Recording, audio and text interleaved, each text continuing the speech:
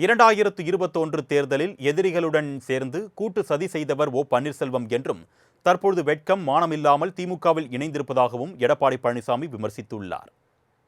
காஞ்சிபுரம் தேரடி பகுதியில் அதிமுக கூட்டணி கட்சி வேட்பாளர்களுக்கு ஆதரவாக எடப்பாடி பழனிசாமி பிரச்சாரம் மேற்கொண்டார். அப்பொழுது ஒரு நடிகையின் ஆசைக்காக பல கோடி அரசு பணத்தை செலவழித்து கார் பந்தயம் நடத்தியதை தவிர உதயநிதி தமிழ்நாட்டிற்கு வேறு என்ன செய்தார் என்றும் கேள்வி எழுப்பினார். நீ உங்களுக்கு கொடுத்த பொறுப்பு என்ன? துணை முதலமைச்சர். நீ என்ன செஞ்ச தமிழ்நாட்டுக்கு? அதை சொல்லு. செஞ்சாரு, கார் பந்தயம் நடத்தினார். என்ன செஞ்சாரு? மக்களுடைய வரி பணத்தில் கார் பந்தயம் தேவையா நாட்டுக்கு?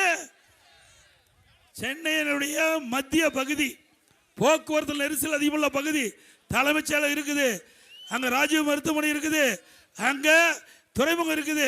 அப்படி ஒரு பிரதான சாலையில் முக்கியமான பகுதியில் கார் பந்தயம் நடத்துறார். யாருக்கு? ஒரு தனிப்பட்ட நபர் ஒருவர், நான் பெயர் சொல்ல விரும்பல. அவருக்காக பல நூறு கோடி ரூபாய் அரசாங்க பணம், மக்களுடைய வரி பணத்தை ஊதாரித்தனமா செலவு பண்ற நீங்க எங்களை பத்தி விமர்சனம் செய்வதற்கு யோக்கியது இருக்குதா? கடந்த சட்டமன்ற தேர்தலில் அதிமுக மீண்டும் ஆட்சி அமைக்க வேண்டிய சூழல் நிலவியதாகவும், ஆனால் கட்சிக்குள் இருந்த சிலரே திமுகவின் கைக்கூலிகளாக செயல்பட்டு சூழ்ச்சி செய்து தோற்கடித்ததாகவும் ஆவேசமாக தெரிவித்தார். அதிமுகவின் ஒருங்கிணைப்பாளர் பதவி மூலம் அடையாளம் பெற்றவர்கள் தற்போது வெட்கமே இல்லாமல் திமுகவில் இணைந்து துரோகம் செய்திருப்பதாக சாடினார்.